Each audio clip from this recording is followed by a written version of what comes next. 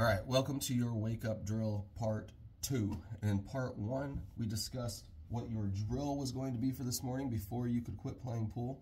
Now this part 2 is going to be working on some demonstration, and what I want you to understand is that this is actually a little harder than it looks, especially for a player that is really learning patterns for the first time. Now I play a lot of 8-ball. But I'm still going to sit here and tell you that this is definitely no easy street. Despite the fact that it's 5 balls, you have ball in hand, and you can pick any pattern that you want, but you just can't hit another ball. So let's run through some different scenarios here, and we'll see if we can get out of some 5-ball outs here. Let's see here. Gotta find the cue ball.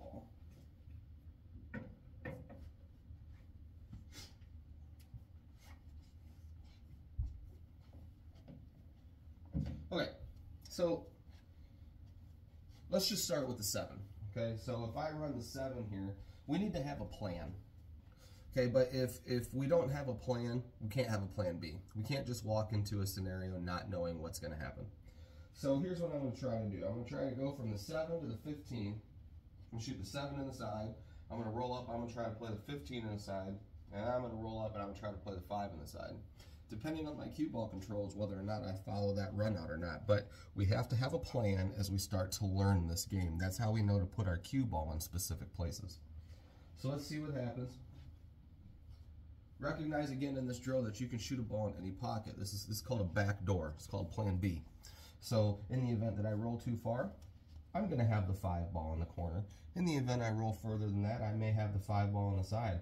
I might not be able to shoot the 15 in the side, but we're going to try our best to run the first 3 balls here is the 7 in the side, the 15 in the side, and then the 5 in the side. And that'll leave the 9 in the corner, 9 in this corner over here. And then most likely the 2 ball in the far corner of your screen, but depending at the angle I get, I may be able to shoot it in the same pocket as the 9. That's the theory. Now let's see if we can make it happen. So we're going to run the 7 to the 15 first here.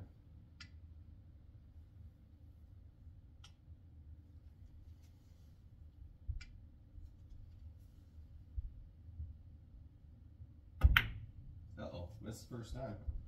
Well, when we miss the first time, like I said, we got to set it up, we got to run it again here. Good morning, this is why it's a wake-up drill. We got to start to get things going here in the morning.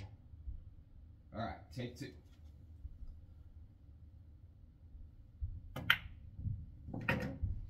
Okay, let's see what the shape looks like. Shape looks okay-ish. I'm going to run a little forward now, but the problem is I'm going to start to come over here. So again, here we go, back door, right? So what I'm going to do now is I'm going to try to play it fairly simple here. I'm just going to try to kill the cue ball, and I'm going to change my mind to shoot the 5 in the corner. Uh-oh, took off on me. But we can still get the 5 in the corner. So the 5 in the corner may change things here. What I'm going to do here is I'm going to keep my back door plan. I'm just going to pocket the 5 ball. I'm not going to try to do anything that's crazy. Just to see where the cue ball goes. Notice the smooth stroke. This ball here led me straight to the 2 ball. So now it's about making sure that we have a good out here. I'm going to go ahead and shoot the 2 ball in the corner now. Now I'm going to attempt to draw back just a bit to shoot the 9 in the corner, but I also know if I draw back too far, I'm going to have the 9 in the side, so it's a pretty safe shot. Let's see what happens here. Yep, drew back just a little too far, so we're able to play the 9 on the side. Okay, so as we can see here, this is the thing that people don't tell you about 8-ball 2. Everybody has a backdoor plan. And what we have to realize too is those backdoor plans, they come in way more often than what people give them credit for. When you have a really good 8-ball player, in my opinion, playing 8-ball as often as I do, I bet our plan actually works maybe 35% of the time. There is some piece where we get out of line that we have to have a backdoor plan. So, And what happens is this is where cue ball control comes into play, because the best players have the best cue ball control. So when they get out of line, they can manipulate the cue ball to get back in line. So now what I'm going to do here is I'm going to start off with the 4 ball this time. I'm going to change balls here. This is the 4 ball. This is the first one that I shot with. Okay, but now I'm just going to come down here. I'm going to start with the 4. I'm going to kind of see how the 4 ball works. So I can shoot the 4 in the corner. I can shoot the 4 inside. Okay, and what ways here are these patterns going to help me if I keep the cue ball movement fairly simple? So let's see here. Well, I'm going to start with the 4 ball in this corner pocket. I'm going to give myself a little angle that's going to move me towards the 9. If I don't go far enough here, I'm going to have this 7 ball in this corner pocket. So with the 4 ball, we have the chance to have to move the cue ball a little more, but as long as we buckle down and we make some good strokes, we should still be okay. So I'm going to run to the 4 in that pocket. And I see there's a lot of balls in it here. I have a drop pocket table, so we will move some of the balls out of the way. 2 there, and 2. All right, so let's see what we got here. Good smooth stroke to move the cue ball to the 9. Okay, didn't go far enough, which I could still choose to cut the 9, but it's a 9-foot, right? So we stretch out a little too far, and when we have what I call an open-ended pattern where we can shoot any ball at any time, we don't want to necessarily break our mechanics.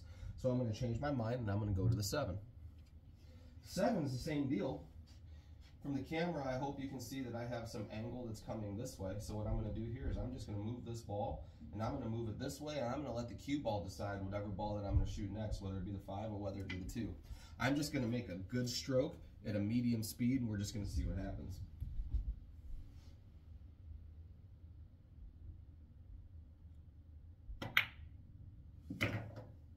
Okay, so this ball here, move this way, led me to the 5 ball. And again, same deal here, just a good stroke. I'm going to be moving this way. I should have a chance to shoot the 9 or the 2 ball from this spot.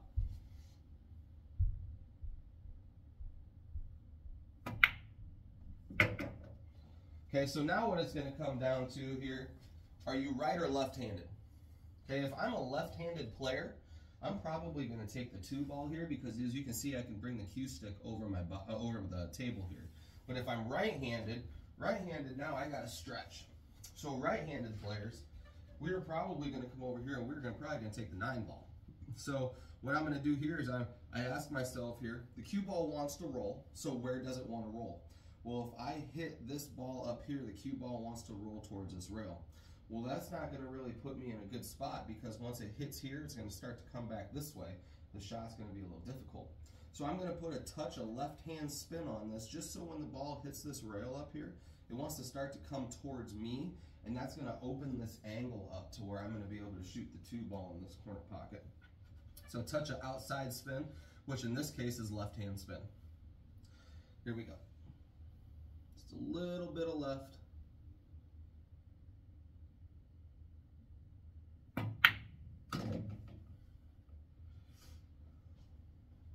Okay, so now here's the big rule here. So whether or not we would have to do it again or not. Make or miss, I'm going to set them up and do them again. But what you guys see here, this is not an easy shot. Okay, so what I buckle down to tell myself is, look, it's the last ball on the table, put the ball in the hole. And here's some mental things that you got to think about too. Who cares if you scratch? Because if you miss the ball, guess what? Your opponent's going to come up to the table anyway. So you best try to make the ball. And if you scratch, okay, so you gave him the game. If you miss, you're letting him come up to the table, or her, and giving them the chance to beat you. And those are 2 different scenarios when we talk about what's going on in our head, right? So I'm going to try to buckle down here, and I'm just going to try to make this ball. I don't even care where the cue ball goes at this point. Now, this shot here, I should have no chance of scratching, but how many times have we missed a ball on accident and scratched on a shot that we should never miss? So here we go. Just make the ball. Nothing overpowering. Roll the cue ball, make a nice shot, end the game. That's it. Nothing crazy. You see there, I didn't do anything psycho. Let the ball roll, let the ball do its job. All right, so the last one here that we're going to go over is I'm going to start from the middle. And that's because if I start from the end on this side with 5 balls in the middle of the table, we're going to run a similar pattern with this ball. If I start with this ball, we're going to run a similar pattern with this ball. So now I'm going to start with here so you can see what it'll look like to run a pattern with the middle ball. So now what we have to realize here, especially on a 9-foot, is that these balls go in way more pockets than they would on a bar table. So with these balls in the middle of the table, all 5 balls see the corner pockets. So I could start here if I wanted to, and I could shoot the 13 in the corner. Okay, but that's not going to really do me too good. I'm going to go ahead and shoot the 13 in the side, because going this way, it gives me a lot of options. I don't have to think as much.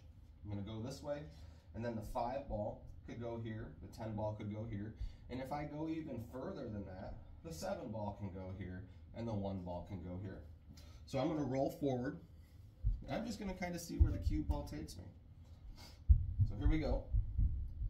Just give it a nice soft stroke because you don't want to follow the ball in here, right?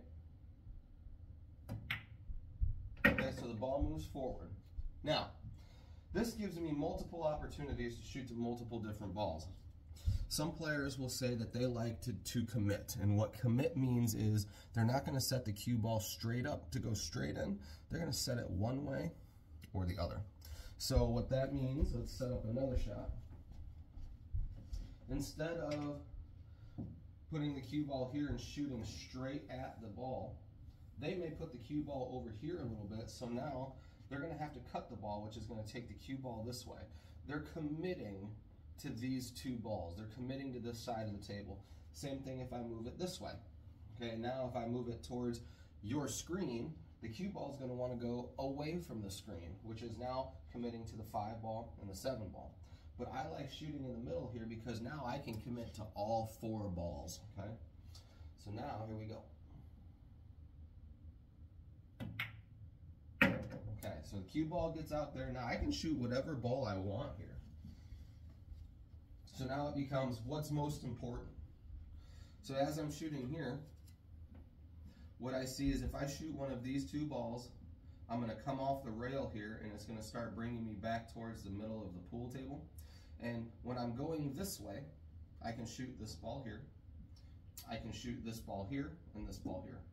And then as I start to come back towards the middle of the table, if I hit it harder, I'm going to come past that middle line. And as soon as I come past that middle line, now I'm going to be able to shoot all 3 of these balls in the other pockets. I'm going to be able to shoot the 1 ball there, I'm going to be able to shoot the 5 ball here, I'm going to be able to shoot the 7 ball there as well. So this is where it comes, guys. Just make the ball. Don't do anything psychotic. Just make the ball.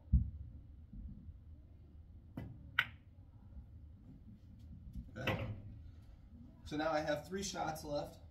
I can commit to the 1 ball going there. I can commit to the 5 ball going here. I can commit to the 7 ball going there. So now when I look at these shots, I think to myself, same deal. How can I work to simplify cue ball movement, move the ball around the table? So if I shoot the 1, if I put high English on it, is going to take me up here towards the rail, and it's going to start to take me back this way. So that's not necessarily a bad shot to shoot, because as I'm coming through here, I'm going to wind up being able to shoot the 5 ball here or the 7 ball here, depending on where the cue ball goes. So I'm going to go ahead and do that, because now I'm going to have 2 chances of pocketing a ball instead of shooting down here and then having 1 ball down here and then 1 ball down there. So let's pull the trigger on this shot here. I'm going to have to stretch a little bit. And I'm going to put a touch of left-hand spin on this ball just to give myself a chance. I'm like a half a tip of left. Let the ball roll, make a nice shot. Okay, so I got all the way out there on that. So I got 2 balls left here. Okay, so what we do here depends on what the angle's left. So now, I've got the 5 ball straight in, but I've got the 7 ball that's going to come down here. Now our left-hand English hurt us a little bit because it kind of put us on the rail. So now we're going to have to make a really nice shot. So now what I'm going to do here is I'm still going to buckle down. I'm going to let the ball roll, and I'm going to shoot the 7 ball in the corner pocket because it gives me the best angle to be able to shoot the 5. If I shoot the 5 first, it's a tougher shot. I'm not going to have as good of a shot on the 7 if I make it. So come into here, make a nice shot. Don't really do anything crazy with the cue ball, and watch where it goes.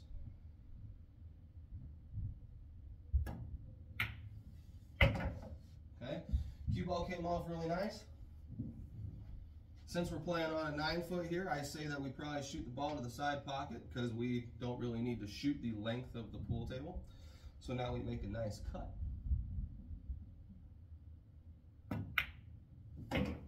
And we're done. So hopefully part 2 here has helped you all, but what I really want you to realize here is, yes, I'm a billiards instructor, right? And yes, I'm a good player. But I want you to realize how many times I got out of line here.